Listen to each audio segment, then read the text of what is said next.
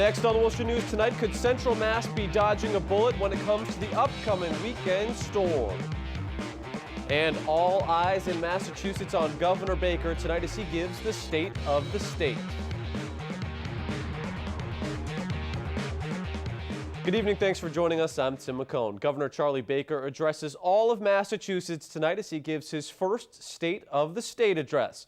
Governor Baker is stressing the importance of bipartisanship during his speech, citing the collaboration between he and Boston Mayor Democrat Marty Walsh and being a key to closing the deal that brought GE to Massachusetts.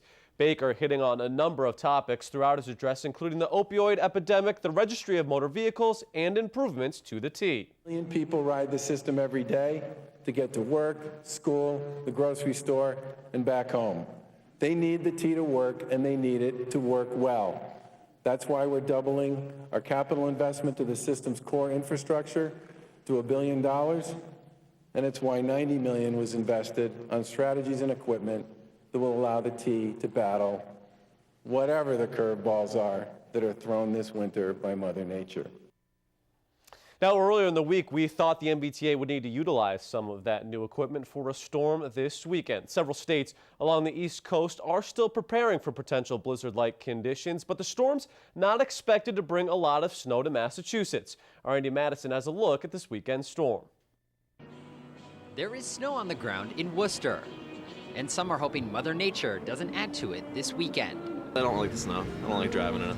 I don't really care either way. I mean, I'm going to have to shovel, but I like the snow, it's pretty. While other parts of the Atlantic coast prepare for a possible blizzard, it appears most of Massachusetts isn't going to be impacted. Yeah, I'm relieved. I don't want any snow up here. At Ski Ward in Shrewsbury, snow and cold are good for business, but they're also relieved they aren't in the storm's path. It creates a lot more work for us, keeps people off the roads, keeps them off the slopes. It also can mess with weekend plans. This Sunday we have a very large event with the USASA snowboarding border cross, so I'd rather not have the big storm this weekend. Some areas near the nation's capital could see as much as 2 feet of snow, a reminder of the heavy snow central Massachusetts saw last year. But it appears all will be calm in the Bay State, and those we spoke with aren't complaining. I mean, I don't have to drive anywhere this weekend, so I'm okay as long as it's clear by Monday morning. Andy Madison, Worcester News Tonight. The search for a permanent superintendent of Worcester Public Schools will stay internal. The school committee voting 5-2 tonight against hiring an outside consultant to help in the hiring of a new superintendent. The school committee will instead move forward with an internal search.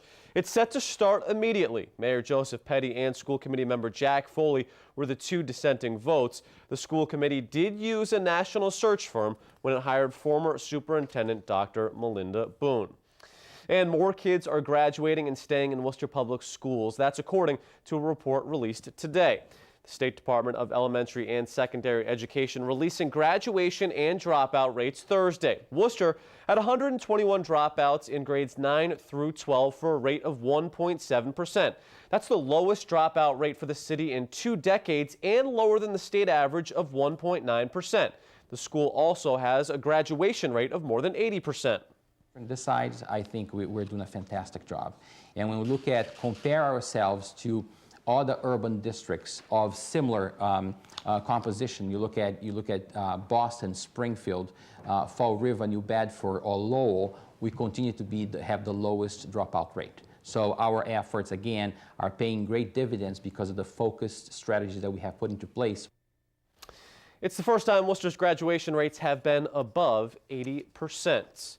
Lawyers for the woman charged in that Blackstone Central House of Squallor case are trying to get the charges against her dropped. Erica Murray was back in a Worcester courtroom today. She's charged with murder after 3 infants' remains were found in her Blackstone home in 2014. The defense is trying to get a murder charge against her thrown out. Her lawyers say there's no evidence that she killed the infants. In addition to charges of murder, Murray is also facing neglect charges. A check-in today for participants of Startup Worcester. The initiative helps new businesses and aims to keep recent graduates in the city by encouraging them to start businesses here in Worcester. Tonight was a demo night for those businesses participating where they could show off their latest work. The startups range from digital game developers to a fashion blog and an idea for sustainable energy. Worcester Chamber of Commerce President Tim Murray says this group of startups has been a success. The idea is to kind of mentor and grow these business ideas into full-fledged businesses that create jobs and spend money in the economy. And the great news is of the dozen companies that were selected, 9 are up and running still. Some of them have grown significantly. And this is all about expanding and growing the entrepreneurial ecosystem, working with our colleges and universities that creates businesses that stay in Central Mass. Well, as we first told you this month, the city is asking residents to find ways to cut back on their water use. The levels in Worcester's reservoirs are low after a dry summer and fall. Our Patricia Nicholas has more. The city of Worcester is in a stage 1 drought. Due to the low precipitation rates, the reservoir is at a lower capacity than expected. Last year we were 10 inches below normal in rainfall. And as of January 1st, we were at 55% capacity in our reservoirs, which is significantly lower than the 80+ that we like to see it at. Commissioner Musi says the city is in the beginning stages of a drought. The city is taking precautionary measures and advises residents to do the same. We have 10 fire stations, we have city hall, libraries, police stations, etc. And we're making sure all those buildings, many of which have multiple bathroom facilities, sinks, etc., that we don't have any leaks. So we're not contributing to the problem.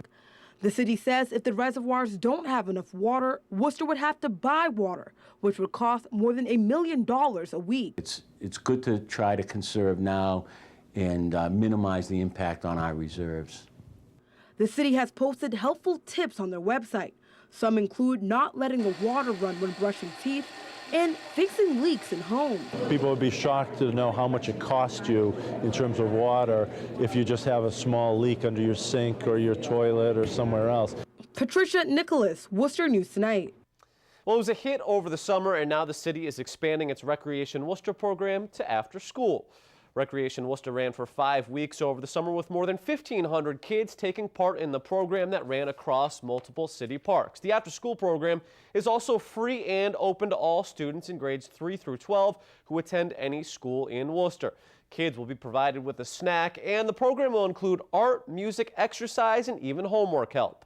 We want to make sure that our students throughout the year, not just the summer, have activities that are wholesome, that they'll enjoy doing, that they're helpful, activities that are cultural, that are academic, they're recreational, that will stress team building, working with other children, working with adults who are volunteers, working with staff members, maybe picking up some mentors here too. So I think it's going to be great.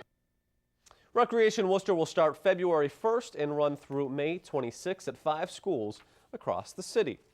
A judge has found 3 Black Lives Matter protesters responsible in a protest that blocked traffic in Kelly Square last year. Robert Blackwell Gibbs, Julius Jones, and Sonia Connor will each pay a $100 fine for disturbing the peace. A 4th protester was not found responsible.